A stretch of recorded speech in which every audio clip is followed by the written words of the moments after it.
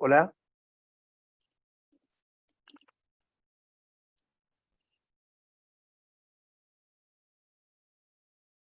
Bueno, buenas tardes a todos. Soy Eduardo Amadeo, soy director de la Escuela de Dirigentes. Quiero agradecerles mucho esta presencia. Esta es otra más de nuestras reuniones. La Escuela de Dirigentes tiene varios objetivos. Uno de ellos es darles herramientas a todos ustedes para que puedan participar en sus comunidades, para que puedan acercarse a sus comunidades, para que puedan intervenir, para que puedan ser activos en las muchas dimensiones que tiene el interés por la vida política y no necesariamente para los que son legisladores, sino también los que son vecinos, dirigentes, amigos, todos aquellos a los que le preocupa como nosotros la Argentina. Estaba por decir todo lo que nos duele la Argentina, y creo que es una dimensión que cada día tomamos más, más realidad de lo que se está pasando. Hoy iniciamos una serie de 10 charlas todos los lunes a las que le hemos puesto el nombre de Agenda Social. Queremos ver las diversas dimensiones de lo que tiene que ver con la situación de la pobreza y la vulnerabilidad. Esto es lo que tiene toda no solamente, como lo vamos a comentar en un minuto, la pobreza por ingresos, sino también los problemas que tienen las mujeres, los jóvenes, los adultos mayores, lo que tiene, todos los problemas que giran alrededor de las carencias que hoy día son tan duras en nuestro país. Entonces, todos los lunes a las 19 horas vamos a tener este tipo de eventos donde vamos a tener un orador, dos en el caso de hoy, y luego vamos a abrir a preguntas y nos vamos a conectar con ustedes, les vamos a dar la posibilidad de que nos escriban, porque queremos tener un proceso muy intenso de diálogo con todos ustedes. Estamos esperando que pueda conectarse nuestro querido amigo Toti Flores. Yo estoy mirando la computadora porque estoy hablando con ustedes por el teléfono, porque él está con un problema con su teléfono, pero bueno, esperemos que lo pueda solucionar. Entonces, como si estuviera Toti Flores con nosotros, no, Toti no necesita presentación, todos lo hemos oído, hemos aprendido, nos hemos emocionado. Este fin de semana tuvo un reportaje con Pablo Sirven que fue fantástico, donde mostró todas las dimensiones de lo que es Toti Flores. Toti Flores es un dirigente comunitario ejemplar que desde su cooperativa La Juanita mostró cómo las cosas se pueden hacer de otra manera, cómo se pueden efectivamente hacer las cosas de otra manera, trabajar en la pobreza, siendo además siempre él. Ha estado conmigo en la Cámara de Diputados, y es muy impactante ver cómo Toti mantiene su sensibilidad y su cercanía. Muchas veces la política aleja a la gente de la gente. En cambio, Toti es Toti siempre, es profundo, es cercano, muestra todo lo que ha aprendido y hecho en su vida y lo usa como una herramienta para estar cerca de la gente. Entonces, no sé si está todavía Toti con nosotros, espero que sí, pero yo no quiero hacerlos esperar más. Entonces, les propongo que empecemos con una presentación que yo estuve preparando como una introducción acerca de la situación de la pobreza. Son unos pocos slides que dan un marco general respecto del tema de la pobreza y luego vamos a escuchar a Toti sobre cómo él trabaja en ese marco. Así que Guillermo, vamos con la pantalla.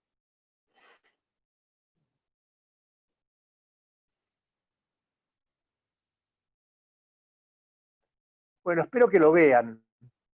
Esta primera pantalla habla del tema de la pobreza, y nos cuenta cuáles son las diversas maneras de medir y de entender la pobreza, ¿no? Una, que es la más tradicional, es lo que llamamos la pobreza por ingresos. Esto es las personas que ganan por debajo de un cierto monto. Pero bueno, Esto es importante, sin ninguna duda, y ustedes leen, esta es la pobreza como la mide el INDEC, pero nos dice algo, pero le falta bastante. Hay muchas otras maneras de entender la pobreza, y de esa manera que tengamos de entender la pobreza, también vendrá la manera como nosotros trabajaremos con la pobreza. El otro, digamos, manera de medirlo se llama la pobreza multidimensional.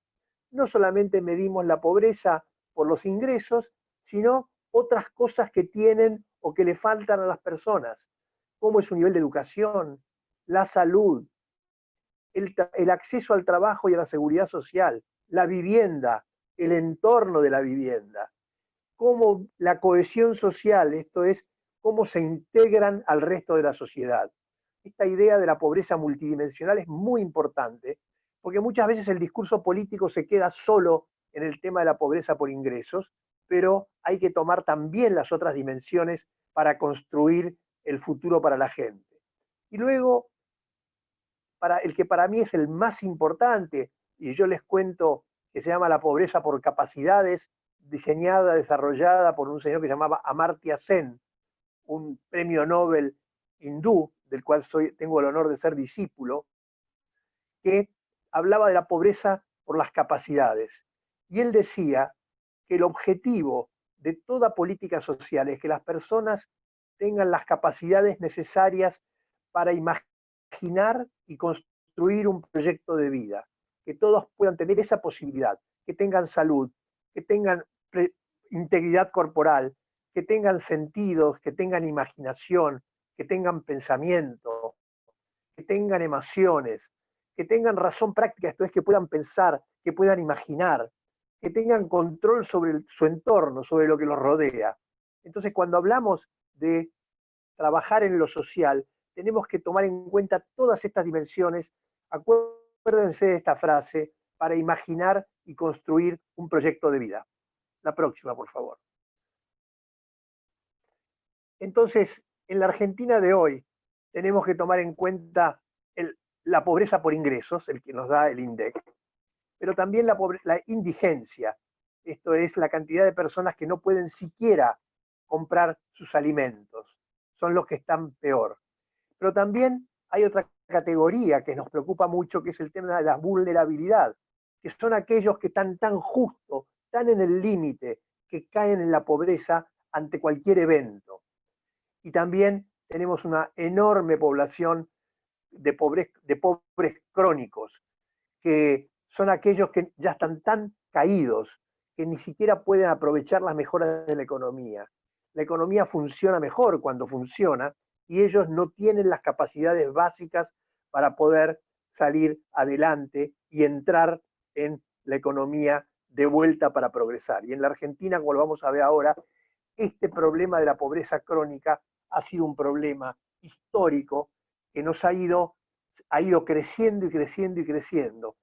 Y ahora tenemos un enorme porcentaje de la población que está totalmente fuera del mercado. Aunque la economía levante, es muy difícil que ellos puedan entrar nuevamente.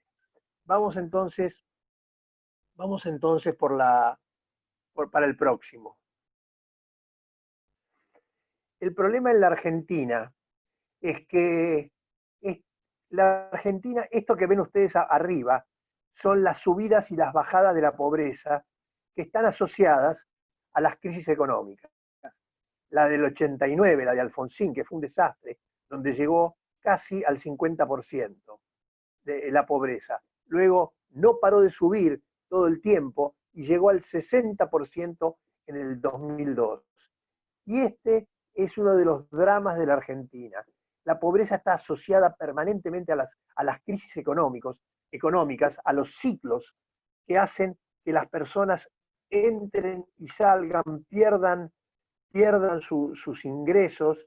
Detrás de cada una de estas curvas está la inflación, está la maldita suba del dólar, está la pérdida de los ahorros y obviamente está la pérdida de los empleos. Entonces lo primero que tenemos que saber, y que lo sabemos muy bien, es que no habrá salida de la pobreza si no conseguimos estabilizar la economía. La curva de abajo es la inversión bajita la inversión todo el tiempo en la Argentina con una inversión baja, baja, baja, que hace que ni siquiera podamos salir adelante creando nuevos empleos.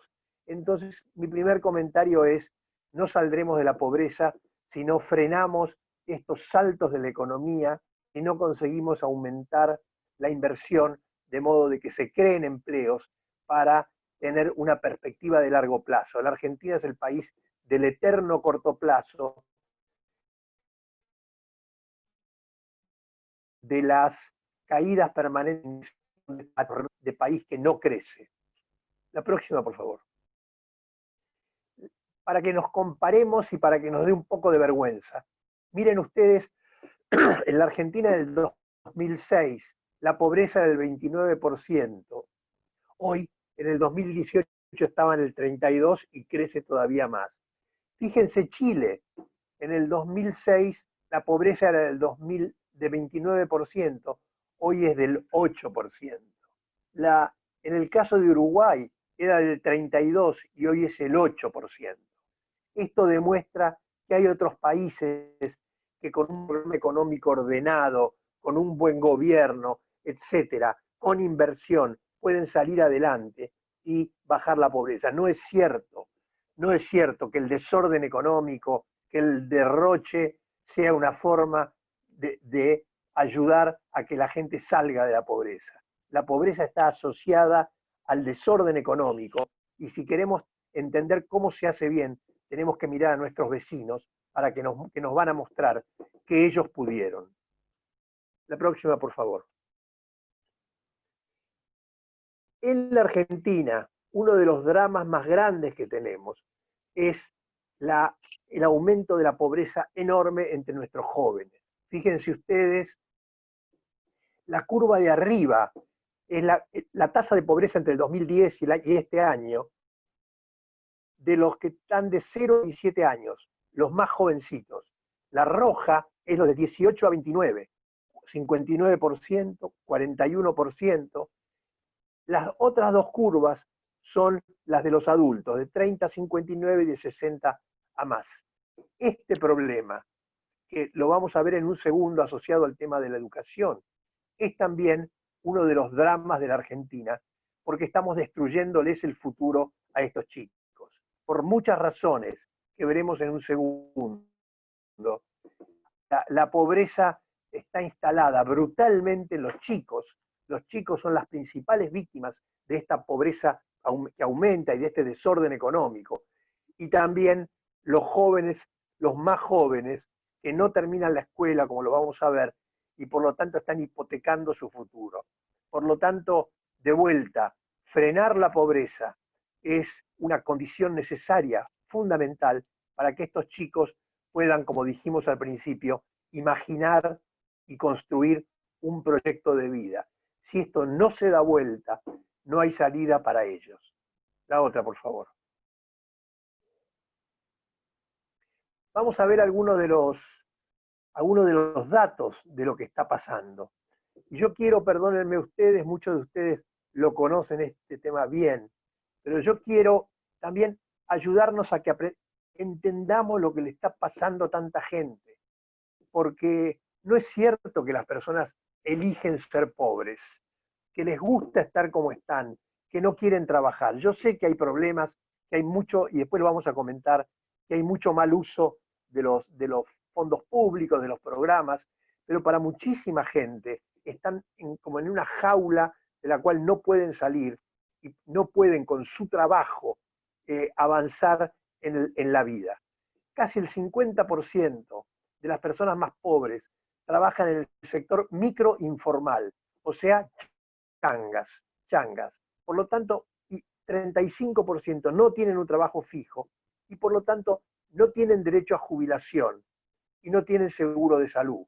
Por lo tanto, y perdónenme si cuento algo que es obvio y que todos saben, pero esto significa que no solamente son pobres ahora, sino que serán pobres mucho más adelante, sin salida, y que además están colgados de un pincel en cuestiones tan fuertes como la cuestión del derecho a la salud. No, son muy vulnerables y no pueden construir un proyecto de vida porque la economía no les da, no les da las oportunidades. Acá alguien me pregunta cuál es la fuente de las cifras. He hecho una combinación de lo que nos da el INDEC con lo que da CIPEC, y si quieren después se los escribo, y CETLAS de la Universidad de La Plata. En el caso de la pobreza crónica, ahí hay un error. Me ponen carteles en el medio, pero el 49% de las personas de pobreza más dura, más crónica, son niños y adolescentes de hasta 15 años. Esto es los que no pueden salir de la pobreza, están condenados al futuro. La próxima, por favor. Fíjense ustedes lo que pasa adentro de los hogares. Adentro de los hogares. Hoy día, el 40% del total de nuestros niños recibe ayuda alimentaria. Un país como la Argentina, donde nos floreamos de ser los más grandes productores, etcétera, etcétera. El 40% de nuestros chicos recibe alguna ayuda alimentaria. O sea, sus padres no están en condiciones de generar lo más elemental de la vida, que es la alimentación. Y si estos chicos tienen un problema de ayuda de vida, de carencia alimentaria, pues no, su cerebro no se desarrolla adecuadamente para poder progresar en la vida. Más de la mitad de los chicos depende de la salud pública, no tienen obra social. Y yo no abro juicios sobre la salud pública, pero sin duda es mucho mejor por muchas razones, por temas de prevención social. Bueno, pues estos chicos, el 50% del total de niños de Argentina depende de la salud pública. Y otros datos que la Universidad Católica produce, que son muy interesantes. Casi la mitad de los chicos de la Argentina no tienen libros en su casa. Por lo tanto, no hay forma de desarrollar su capacidad de conocer y de salir. 38% no tienen a nadie que le cuente cuentos, que hablen con ellos, que los estimulen. 23% comparten la cama para dormir. 23% tienen violencia física en el hogar. 40% de nuestros chicos no tienen acceso a medios digitales, sin los cuales no hay posibilidad de desarrollo. Muchos es cierto que tienen los celulares, pero son celulares de generaciones viejas, por lo tanto les servirá para jugar a los jueguitos, pero no les servirá para participar de un evento que les permita progresar en la vida. Y además, el problema de la estructura del hábitat, ¿no? O sea, la cantidad de personas que no, el 63%, solamente el 63% tienen baño, o sea, casi un 40% no tiene, pero apenas el 28% de los pobres más pobres están conectados a un buen sistema de cloacas. El próximo, por favor.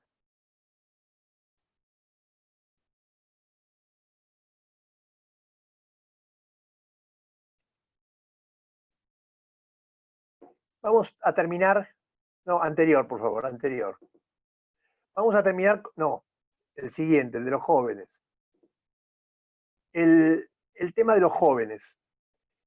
El tema de los jóvenes es esencial, porque de vuelta están en el momento en el que están construyendo su vida.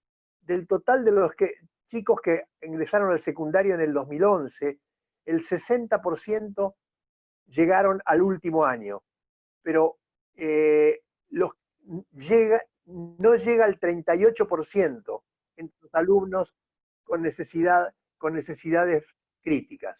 O sea, menos del 40% de los chicos con necesidades más críticas no llegan al final de su escuela. El nivel de abandono escolar es francamente terrible.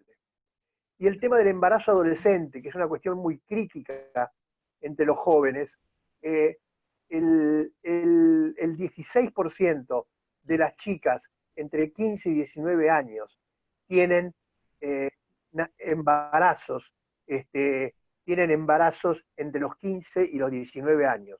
El año pasado, en algunas provincias es el 25%, por ejemplo, como Salta y Formosa. 115.000 nacimientos se produjeron el año pasado en chicas entre 15 y 19, de los cuales el 70% no lo planearon, no lo planearon. Por lo tanto, el tema de ese hijo se convierte, en lugar de ser una alegría, se convierte en una hipoteca para la vida. Por eso es tan importante el tema del embarazo, de los programas que controlan el embarazo adolescente. Y bueno, vamos al último, porque ya sé que llegó Toti y por lo tanto vamos a escucharlo a él. Solo un comentario un comentario final sobre el cual vamos a volver, respecto de lo que va a pasar ahora con el COVID. Hoy día, 21 millones de personas reciben planes sociales de algún tipo, el 44% de la población. Esto está en relación directa con los niveles terribles de pobreza que hemos visto. La pregunta es cómo y cuál es el aprovechamiento de eso y cómo eso marca la vida. Lo que va a pasar ahora es que cerca del 50% de los trabajadores verán reducidos sus ingresos. Aumentará la pobreza entre el 40 y el 48%, la indigencia entre el 10 y el 20%, personas que no podrán obtener lo necesario para comprar sus alimentos. En los niños se profundizará la pobreza entre el 55 y el 60% y la indigencia va a estar alrededor del 30%. Hoy día el IFE, esto es la ayuda de emergencia, está llegando a 8 millones de personas. A 8 millones de personas, y está el ATP famoso, que es el que se le está dando a las empresas que necesiten. Bueno, Toti, yo en tu ausencia todavía hice una presentación sobre la situación de pobreza. Bienvenido, Toti, estamos muy contentos. Ya hice una pequeña presentación hablando bien de vos, como te imaginarás. Conté cuál es la situación general de pobreza que está viviendo la Argentina. No tengo que contarlo porque vos lo conocés y lo vivís todos los días, pero todos estamos esperando tus comentarios y reflexiones y después abrimos un diálogo. Bueno, gracias a todos y sobre todo gracias a Toti por estar con nosotros. Gracias a vos, Eduardo. Para mí es un placer poder conversar contigo. Estuve escuchando tu informe bastante y los datos, cuando uno lo mira así de manera fría, es aterrador con relación a lo que tenemos por delante. Pero también esa curva de que están juntos entre las crisis, la pobreza y las inversiones de los años más difíciles muestra claramente que de cada crisis es donde perdemos inversiones y donde de alguna manera no podemos salir. Y yo creo que esas crisis recurrentes hablan de la debilidad de la economía y habla también de no ponernos de acuerdo como país para poder encaminar esta situación. Yo he vivido varias crisis, ¿no? Y la verdad que en cada momento tengo como sensaciones nuevas que hacen que la pobreza, el estar sumergido en estas situaciones, te generan nuevos problemas como ser humano, no solamente desde el punto de vista económico, sino también de las cosas que han pasado. La del 89, cuando tus ahorros o lo que tenías guardado, que no tenía dolarizado, se perdió.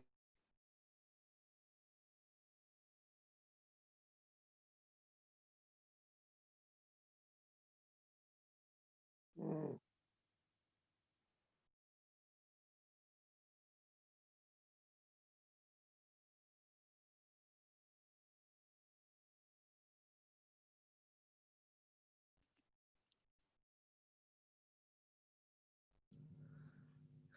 ¿Ahora se escucha?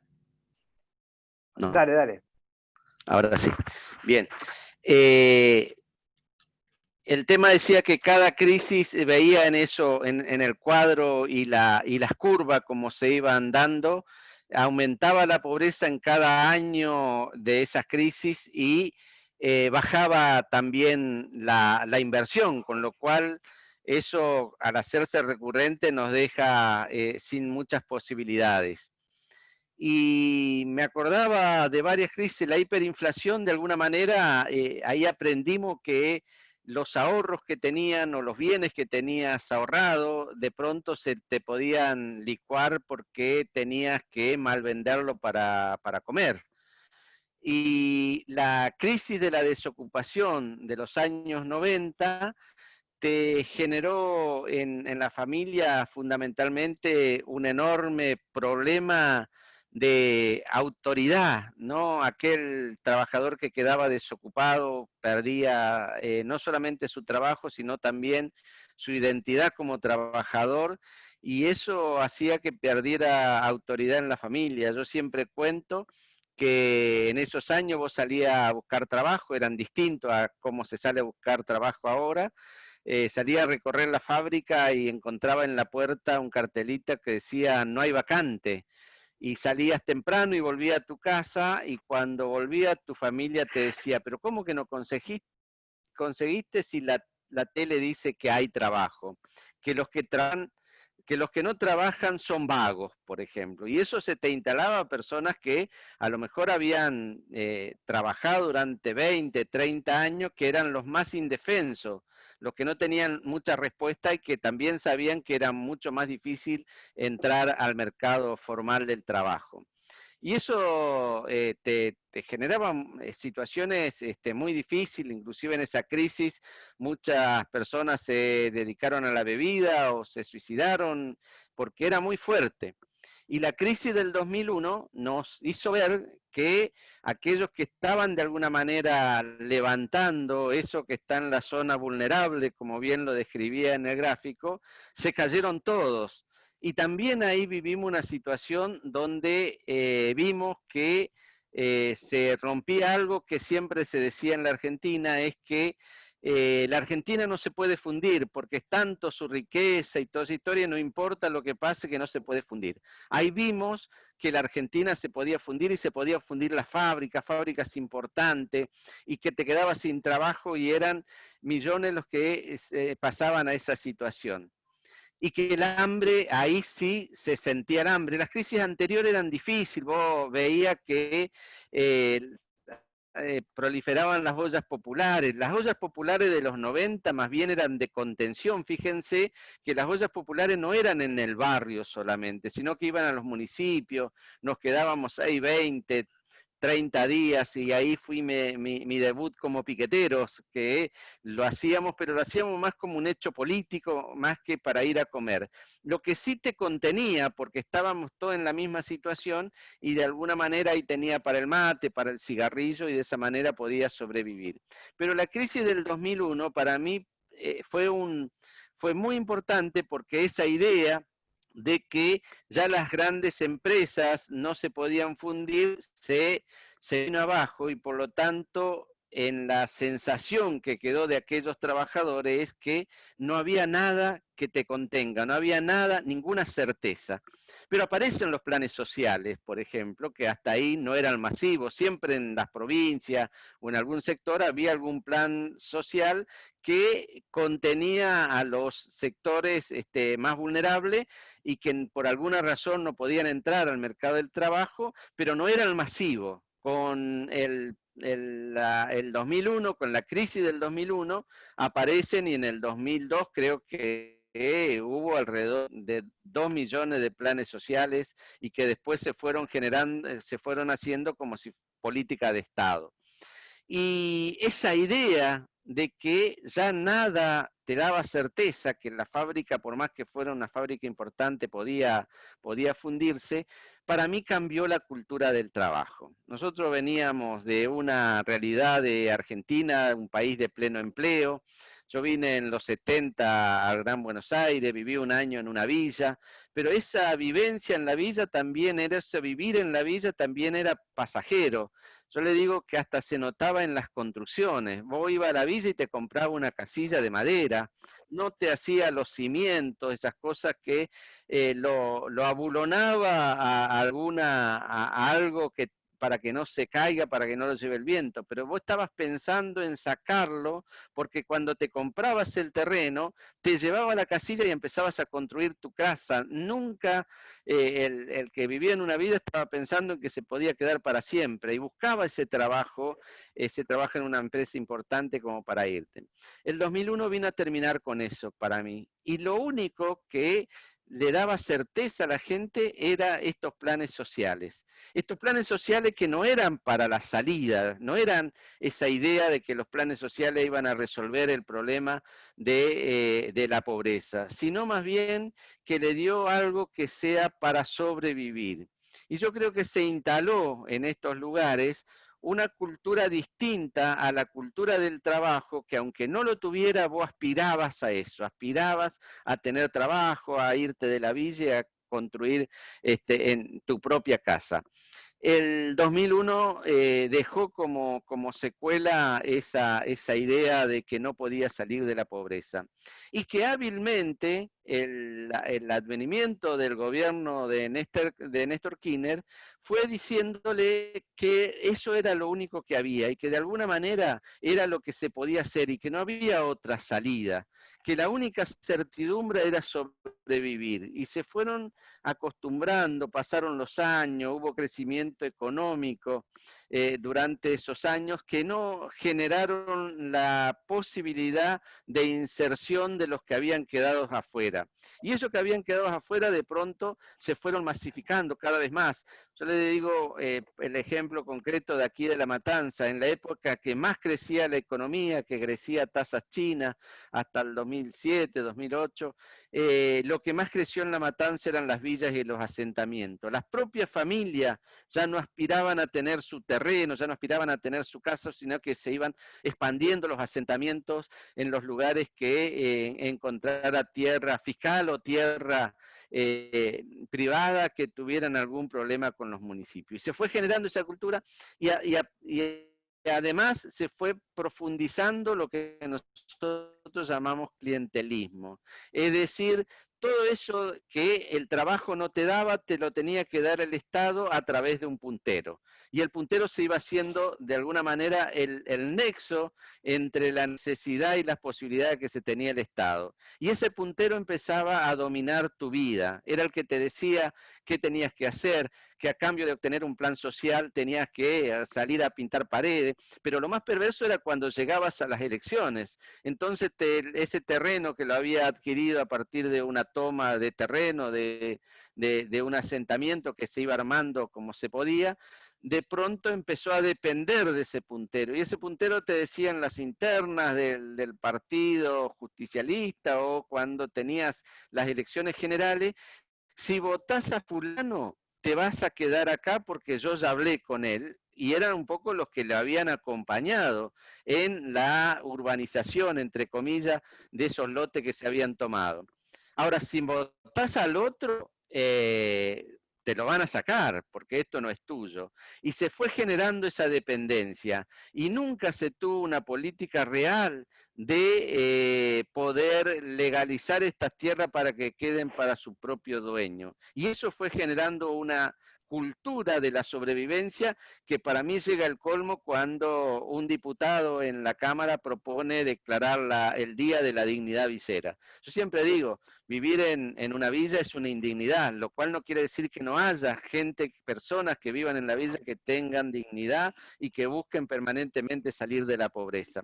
Porque lo que aprendí también, y creo que en la Argentina hay millones de ejemplos de aquellos que venían con una mano atrás y otra adelante, como se dice en el interior, del interior del país, buscando probar suerte en Buenos Aires, o los que venían del exterior, corrido por la guerra y que de pronto tenían un oficio y que empezaron a ser emprendedores y llegaron a tener riqueza. Eso era muy valorado, en realidad era una aspiración que todos teníamos, eso queríamos ser de clase media, y esa idea de ser de clase media te llevaba a trabajar mucho, y si vos no lo podías hacer porque tu edad o por lo que sea, terminar la escuela secundaria o ir a la universidad, era la aspiración que tenías para tu hijo. Esa Argentina, la Argentina de mi hijo el doctor, en el 2001 empezó a hacer agua, y hábilmente algunos que lucraban con la pobreza para construir poder,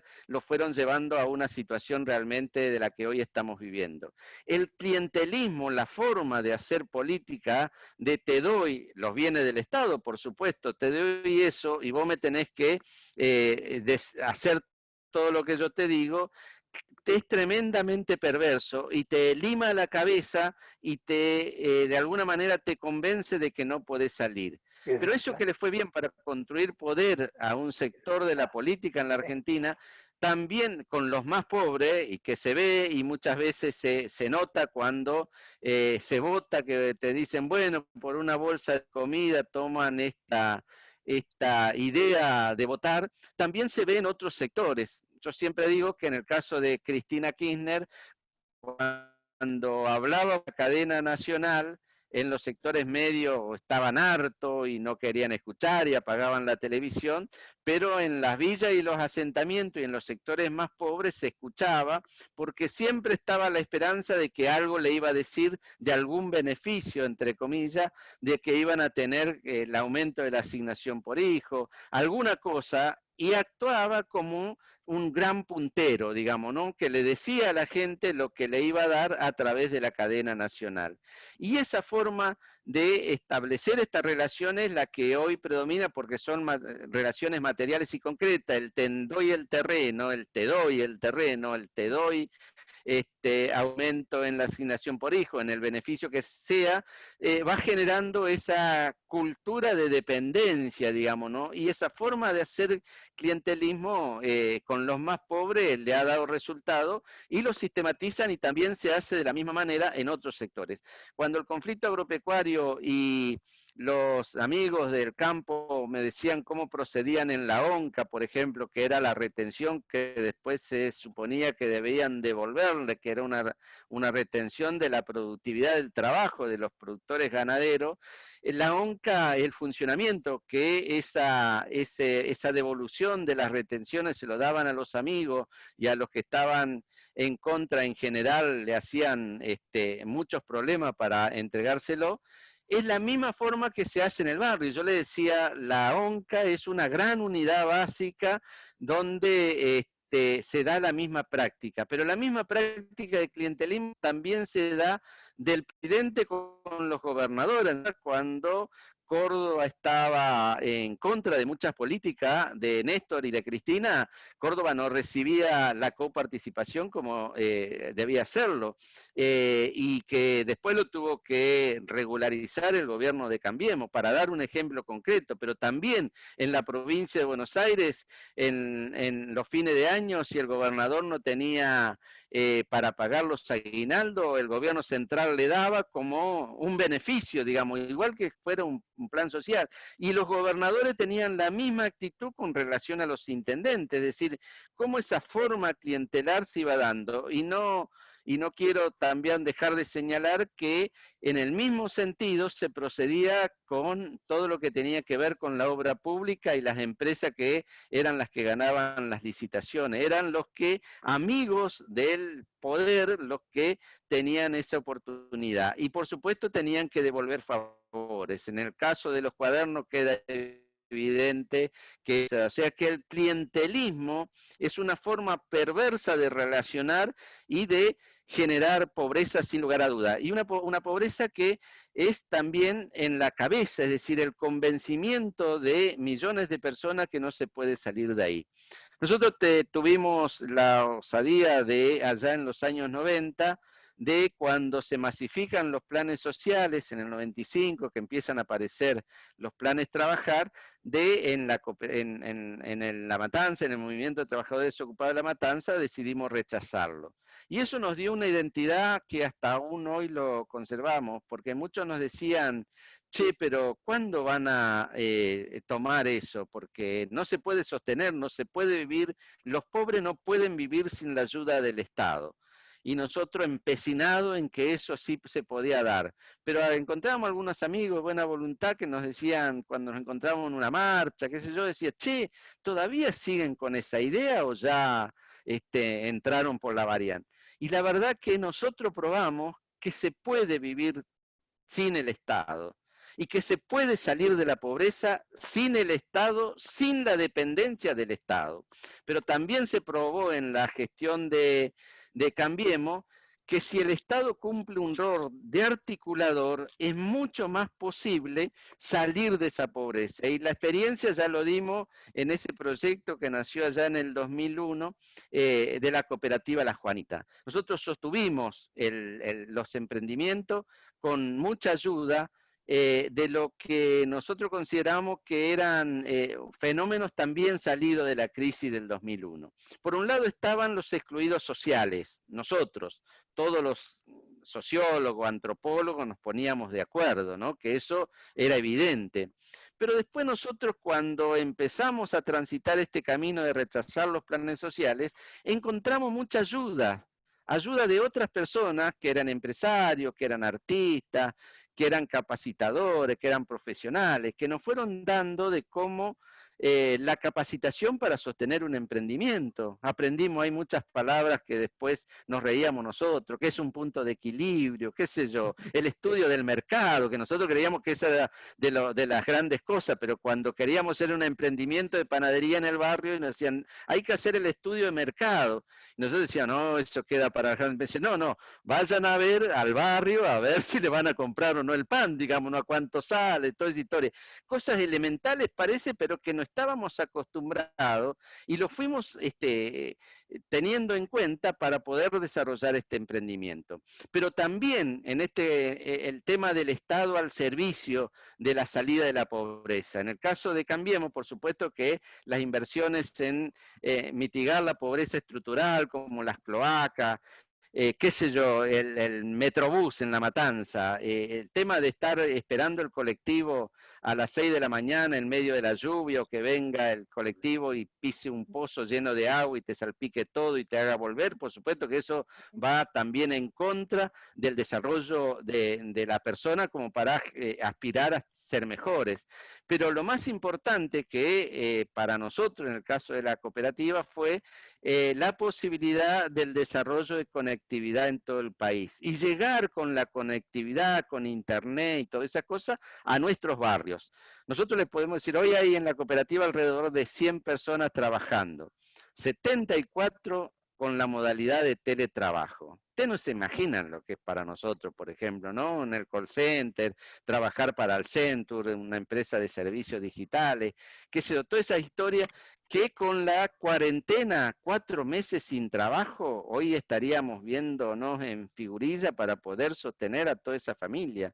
Y el resto también, como estamos acostumbrados a la crisis, cuando vimos que la cuarentena se extendía y el único lugar donde se podía trabajar de compañeros que no tenían el oficio digital, dijimos, rearmamos el taller de costura y empezamos a confeccionar de ropa de un solo uso, todo lo que tenía que ver con la sanidad. Y yo creo que la industria textil es lo que está llamada a generar muchos puestos de trabajo después de salida de la pandemia.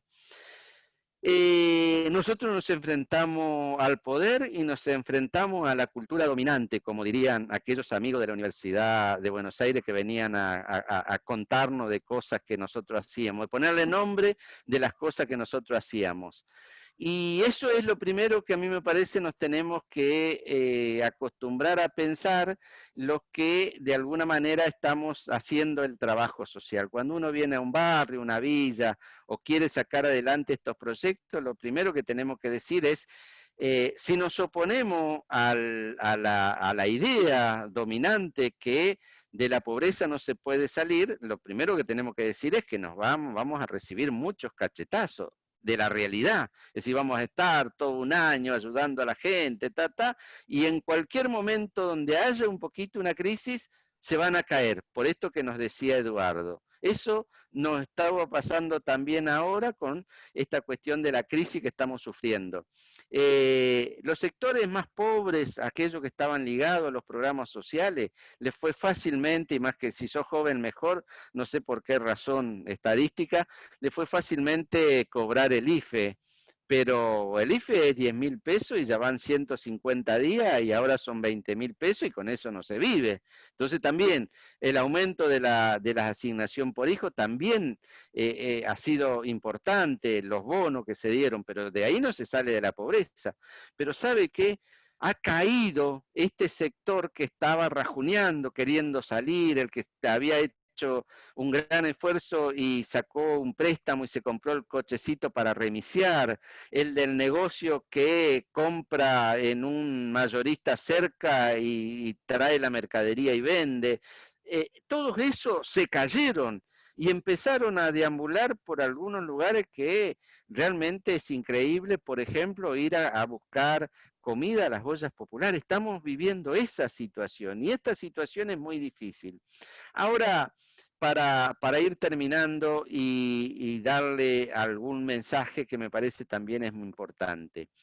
Muchos nos preguntan, ¿pero se puede repetir la Juanita y empezar a pensar en que esto puede ser parte? Y yo creo que sí, pero tiene que ser parte de una Argentina que quiere cambiar, que todos queremos terminar con la pobreza. Aquellos que están pobres, porque yo creo que nadie es pobre, porque no es constitutivo del ser humano, sino que hay momentos en que puede estar pobre y hay momentos en que puede estar rico, digo, ¿no? Depende mucho del esfuerzo. Ahora, el tema es que nosotros tenemos que lograr que la sociedad se comprometa a salir de la pobreza. A mí me duele mucho, primero políticamente, cuando me dicen que la matanza le dio todos los votos a quienes no estamos de acuerdo, digamos, ¿no? Y es verdad, es contar los votos y esa es una realidad. Y tenemos que trabajar mucho para cambiar la matanza y tenemos que hacer un gran esfuerzo. Y hay mucha gente que lo quiere hacer de afuera y de adentro, y eso tenemos que estar juntos para hacer eso. Pero fundamentalmente tenemos que estar pensando en que es posible una salida para el país. ¿Por qué nosotros pudimos resistir a las enormes presiones que tuvimos cuando decidimos no tomar los planes sociales? Se nos cortó toda ayuda, absolutamente todo pedido al Estado, todo pedido al municipio, era imposible. Pero logramos armar un jardín de infantes con el compromiso de la actividad privada, de empresarios, de artistas, de padrinos. Pudimos obtener la planta orgánica funcional pagándole a los maestros. Algunos maestros en algún momento trabajaban ad honorem, y así sostuvimos el jardín de infantes hasta que la gestión de Vidal nos da un subsidio para los maestros. Pero, ¿por qué lo hicimos? Y esta es la gran pregunta. Y ahí hace poco, leyendo por ahí un libro que me habían pasado, encontré la explicación. Dice, la pobreza te da un terrible miedo al futuro. Vos no sabés lo que decía recién también Eduardo, los pobres que teniendo 40 años van a seguir siendo pobres hasta que se mueran, porque ya esa edad es muy difícil de salida. Y nosotros ya teníamos esa edad. Ese miedo no se sale con el coraje individual, ¿no? El miedo a todo, no es el coraje individual lo que cambia a la sociedad.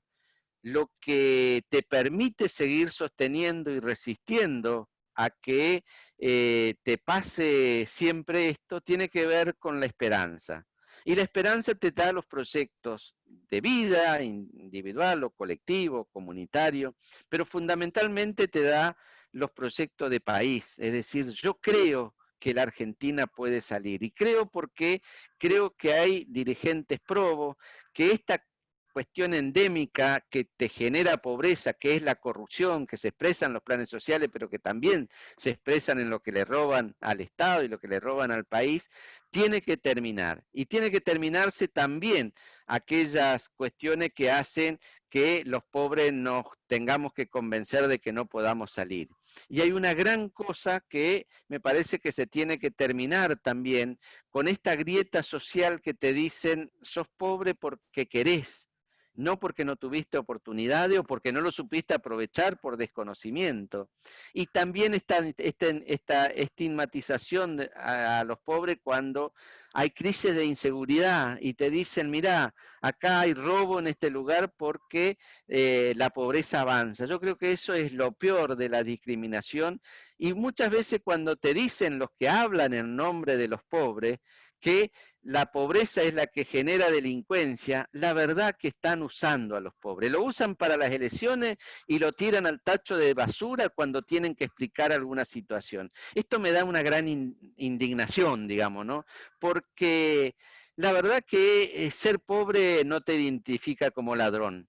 Hay ladrones en todas las clases sociales y muchos es evidente que se robaron el país que no están acá en nuestros barrios. Y creo que sobre esa base de esa esperanza de un país donde se puede cambiar, a mí me parece que hay que cerrar la grieta social.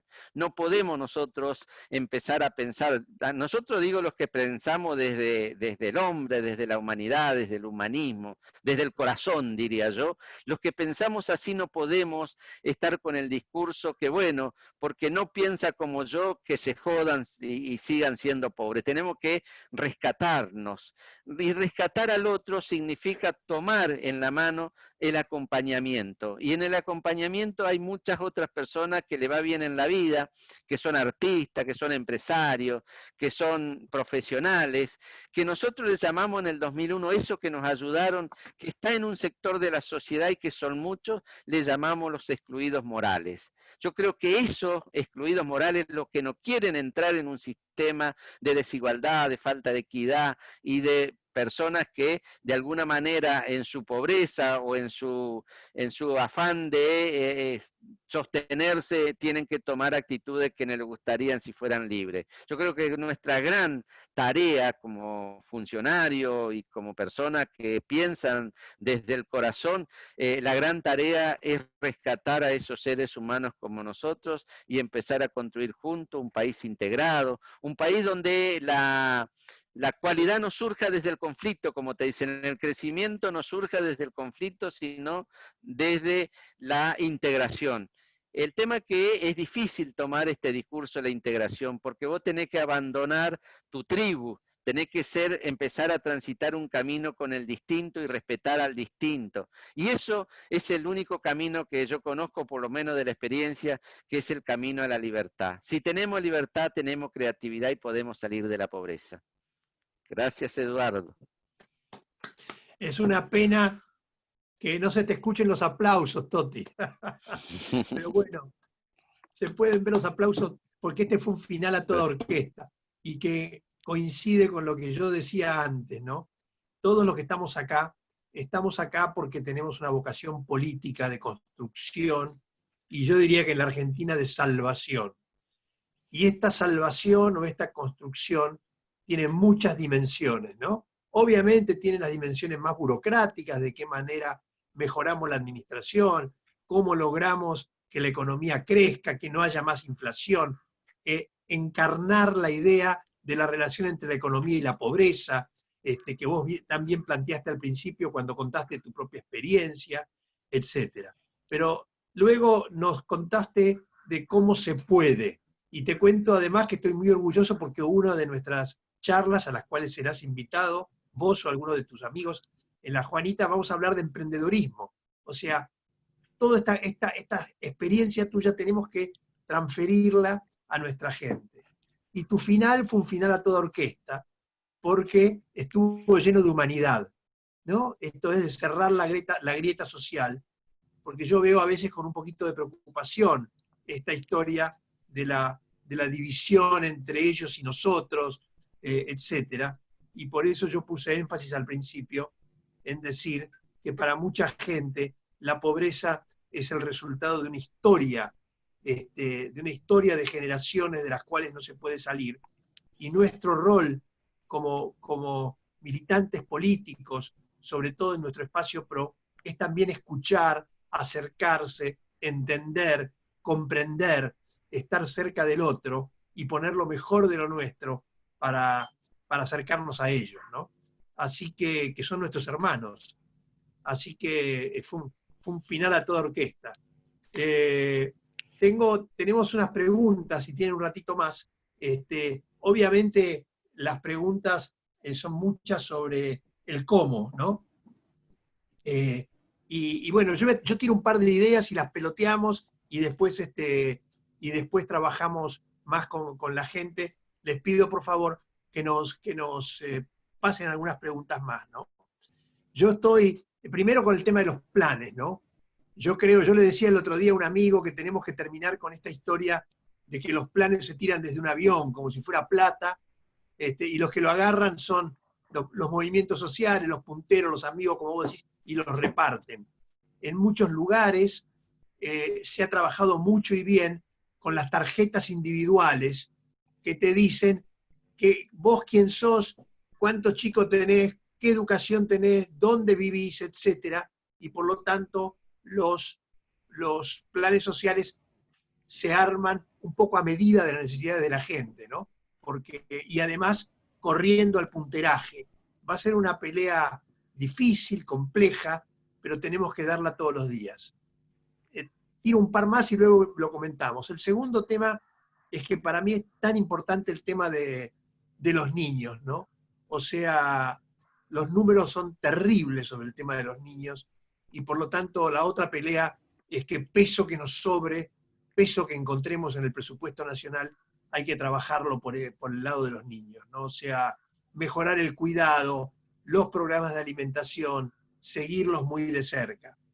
Y tercero, después venimos a más, yo creo que la cuestión de la educación también tiene un componente político, ¿no? Yo me indigno tanto cuando veo a los Baradel que hablan en nombre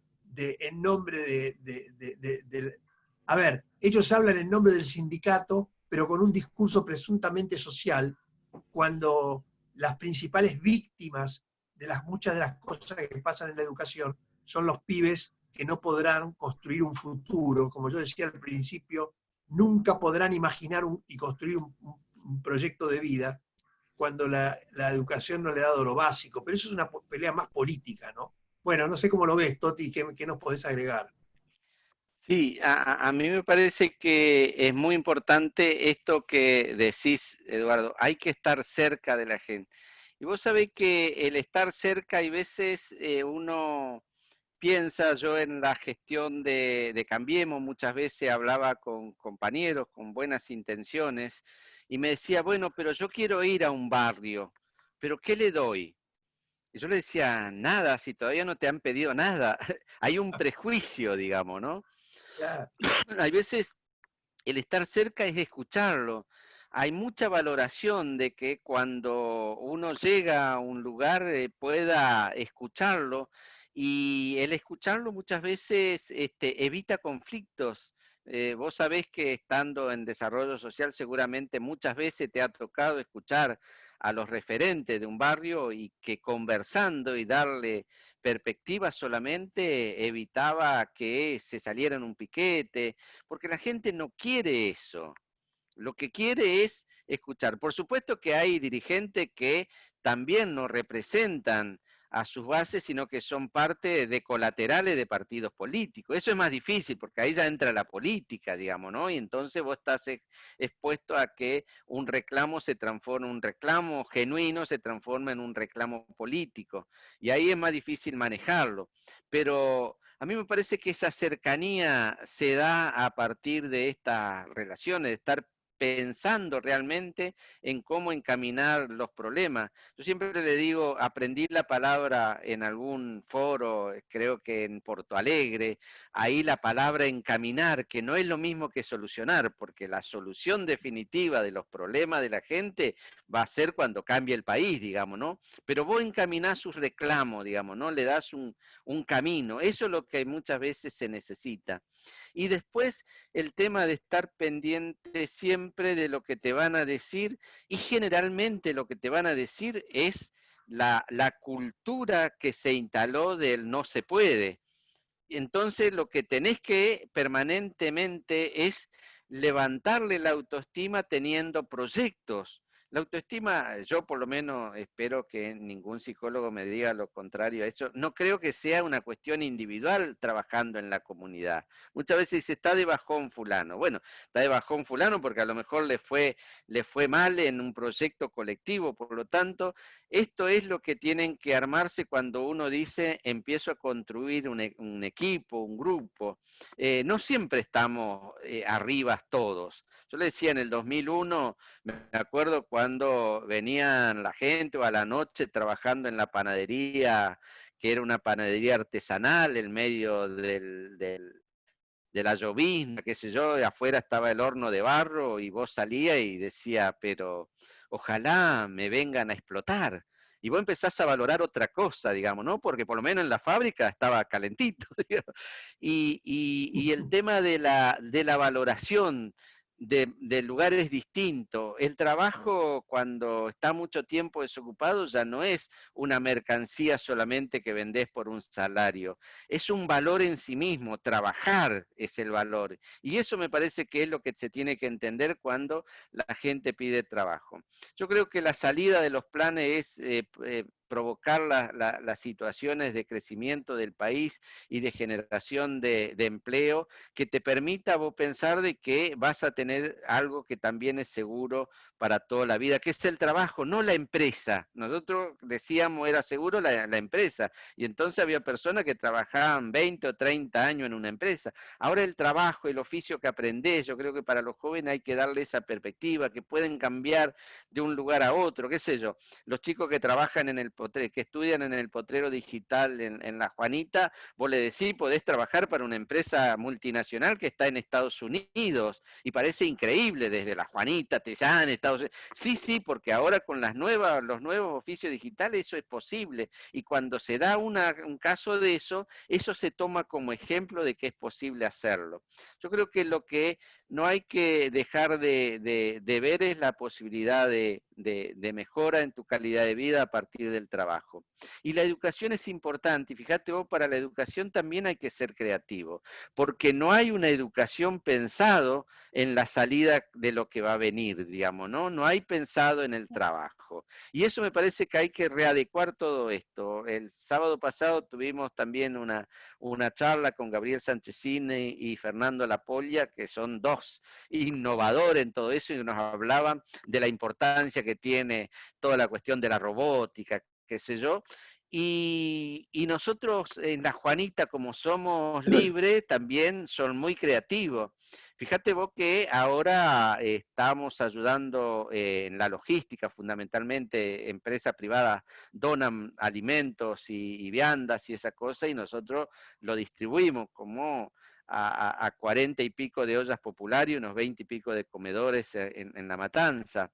Y estábamos demandados por la gente diciendo, bueno, dentro de algunas semanas viene el Día del Niño.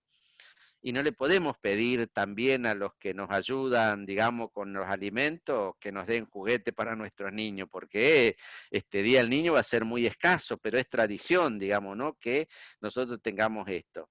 Entonces, ¿qué hicieron la gente fundamentalmente de la cooperativa y del jardín de infantes? Estuvieron trabajando con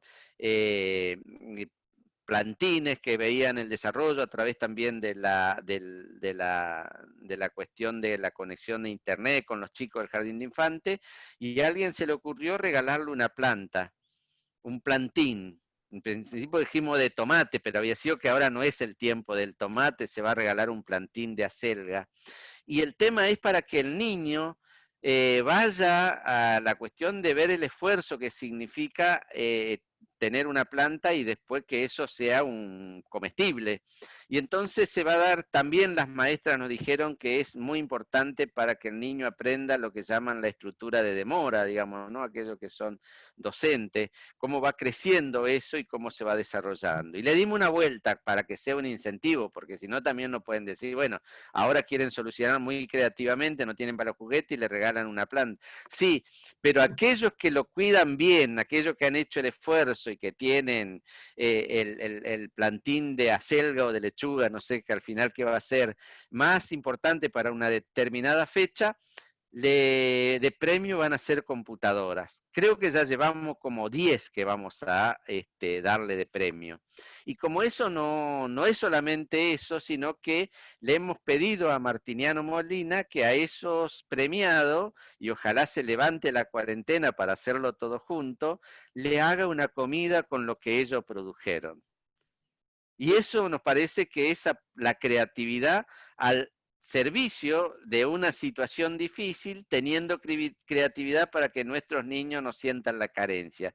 Tengan su regalo de una plantita, tengan la posibilidad de cuidarlo y que tengan una computadora, y al mismo tiempo para la familia, los padres, las madres, imagínense cocinando en su casa con lo que ellos han producido con Martiniano Molina. Bueno, eso es lo que hacemos en La Juanita pensando. ¿Y por qué lo hacemos? Porque somos libres, Eduardo.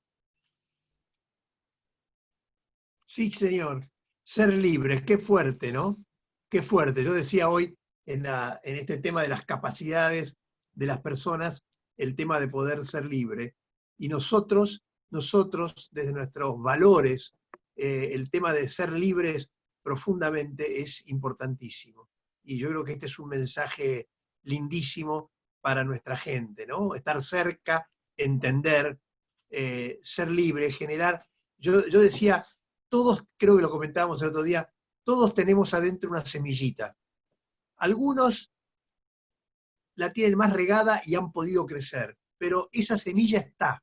La experiencia es que yo tengo una experiencia muchísimo más chiquita, parecida a la tuya, acá en un barrio en Tigre, donde trabajamos, y yo me emociono permanentemente viendo cómo esta semillita crece. En nuestro caso, entre otras cosas, tenemos una orquesta, y hemos tenido chicos que hoy día son profesores en el conservatorio.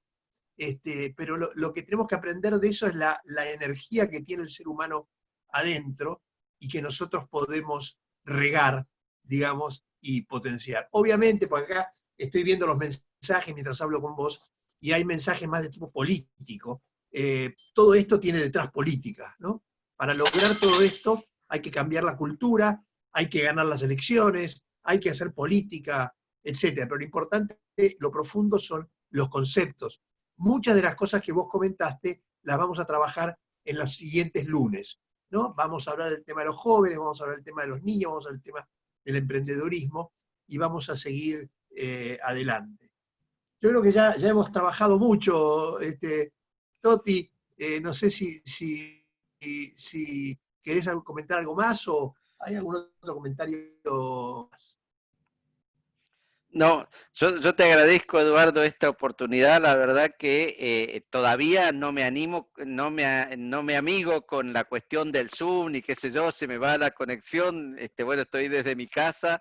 Eso creo que también ha sido importante la gestión, poder extender la conectividad, de la cantidad de esfuerzo que se ha hecho eso, el programa del Ministerio de Innovación Tecnológica, que ha sido muy importante, los puntos digitales. Yo contaba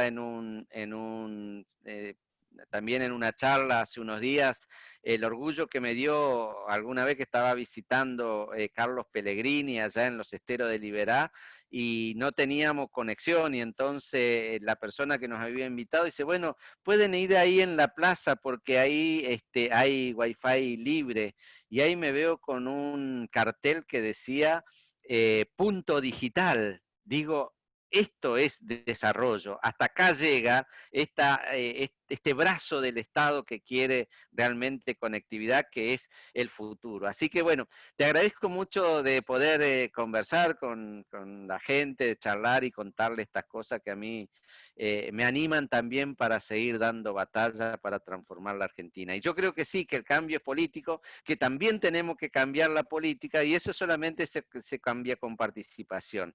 No esperen del otro lo que no estamos dispuestos a dar nosotros, y eso me parece que integrarnos, fortalecer este espacio, que yo creo que es el único espacio que puede transformar la Argentina, que es Juntos por el Cambio, y con todas las dificultades que tenemos, con los debates, con las opiniones diversas, pero es donde encontramos la posibilidad de transformarnos. Y no es una utopía, no es algo que está, ya hicimos muchas cosas.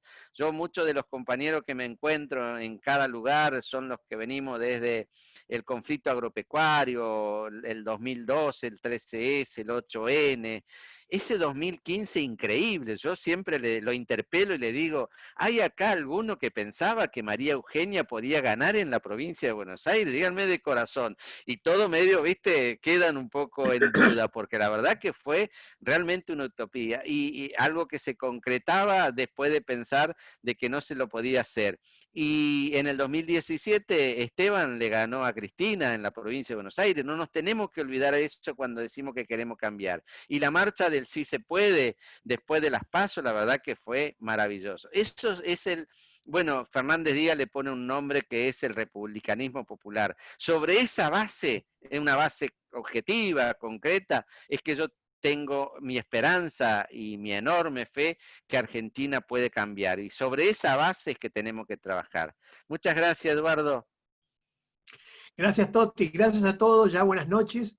Nos vemos el lunes que viene y como les digo, no podría haber elegido mejor inicio, porque de todo lo que habló Toti lo vamos a desarrollar, lo vamos a desenrollar a lo largo de 10 lunes con esta misma calidad y con esta misma sensibilidad. Buenas noches a todos, muchas gracias.